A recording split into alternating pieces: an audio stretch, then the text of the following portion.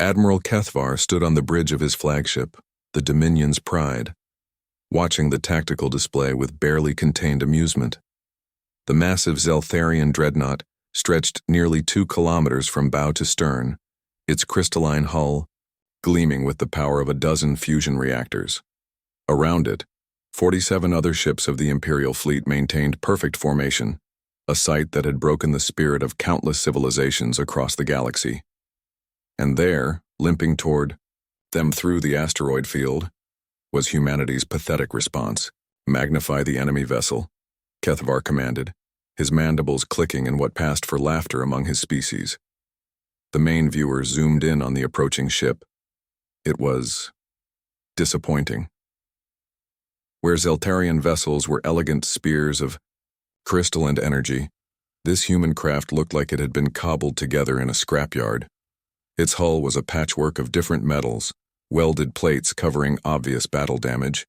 Crude antenna arrays jutted from its surface at random angles. The humans had even painted nose art on the front, a cartoonish image of a grinning skull wearing an ancient military helmet. "Sir," reported his tactical officer, "the vessel identifies itself as the UES Ragnarok. Mass, approximately 800,000 tons. Our dreadnought alone outmasses it 5 to 1. 800,000 tons, Kethvar mused. I've seen cargo haulers with more mass. What armament does it carry? Scans are inconclusive, sir.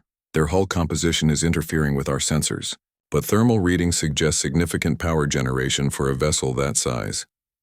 Kethvar's amusement grew. The humans had been expanding aggressively through this sector for the past 50 standard years, but every encounter with their technology had been laughably primitive. Kinetic weapons when the galaxy had moved to energy-based systems centuries ago. Chemical rockets when everyone else used gravity drives. They were like children playing with sticks while adults wielded plasma swords. The communication array crackled to life. A human face appeared on screen, pale skin, short-cropped gray hair, and eyes that seemed far older than the face they inhabited. The human wore a simple blue uniform with minimal decorations. "This is Captain Sarah Chen of the United Earth. Ship Ragnarok," the human said, her voice steady despite facing overwhelming odds. "You are trespassing in Terran space. Withdraw immediately or face the consequences." Kethvar couldn't help himself. He threw back his head and laughed, a sound like grinding crystals that echoed through the bridge. His crew joined in, mandibles clicking in synchronized amusement. "Human," he said when he'd composed himself, "I am Admiral Kethvar of the Zeltharian Imperial Fleet. We have 48 ships to your 1. Our smallest escort vessel could reduce your craft to atoms. Surrender now and we may allow your crew to serve as slaves rather than die." The human captain's expression didn't change. Counter offer. Leave now, or discover why Earth's children are called the children of fire. More laughter from the bridge. "Fire? Your primitive combustion weapons against our crystalline armor," Kethvar gestured dismissively. "Very well. You have chosen death. All ships, prepare to..." That's when the Ragnarok opened fire. But it wasn't kinetic rounds or primitive lasers that erupted from the human ship. Lines of brilliant white fire lanced across space, not energy beams, but something else entirely. Where they touched the shields of Kethvar's escort ships, reality seemed to bend. The escort ship Crystal Fang took the first hit. Its shields didn't just fail, they inverted, turning the vessel's own defensive energy back on itself.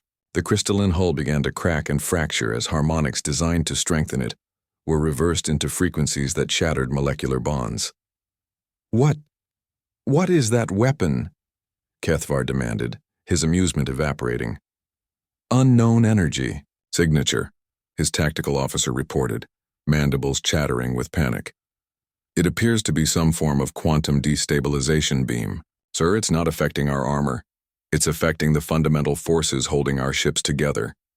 3 more escort vessels erupted in brilliant flares as their own structural integrity fields turned against them. The Ragnarok moved through, their formation like a dancing flame. its patchwork hull somehow evading return fire that should have been impossible to dodge. Captain Chen's voice came over the comm again, still maddeningly calm. You see, Admiral, humans have always been good at taking things apart. We've been fighting each other for our entire history, learning every possible way to break, burn, and destroy. When we reached the stars and saw how everyone else built their ships, relying on force fields and energy matrices, well, we saw vulnerabilities where you saw strength. Another spread of quantum destabilizers lanced out. The heavy cruiser Eternal Dominion began tearing itself apart as its own gravity drive created a feedback loop. The weapon, Kethvar whispered. It's turning our technology against us. Every civilization in this galaxy builds the same way, Chen continued as her ship carved through his fleet like a blade through silk. Elegant, efficient, predictable. You've forgotten the most important rule of warfare. If it can be built, it can be broken. Kethvar watched in horror as 20 ships became 15, then 10. The humans weren't just winning, they were demonstrating a completely alien approach to warfare. Where every other species had evolved beyond primitive destruction, humans had refined it into an art form. Sir, his communications officer called out. Receiving priority transmission from High Command. Admiral, they're reporting similar attacks across 7 sectors. Human ships they're systematically destroying our fleets using weapons we don't understand. The Ragnarok came about for another pass, and Kethvar saw his death approaching, but the human ship didn't fire.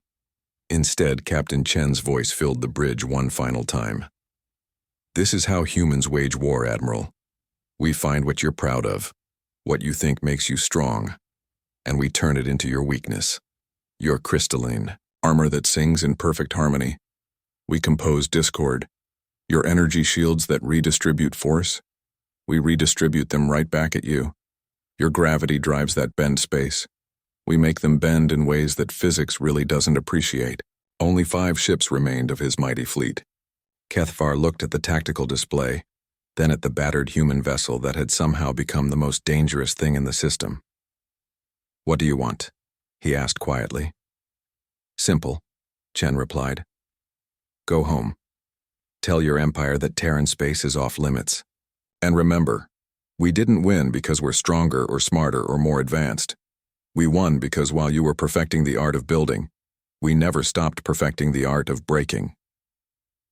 The Ragnarok held position as the remaining Zeltharian ships began their retreat. Admiral Kethvar watched the human vessel grow smaller on his display, but the image of that grinning skull painted on its nose would haunt his dreams for years to come. In his final report to High Command, he would write, "The humans are not to be underestimated. They do not fight as we fight. They do not think as we think.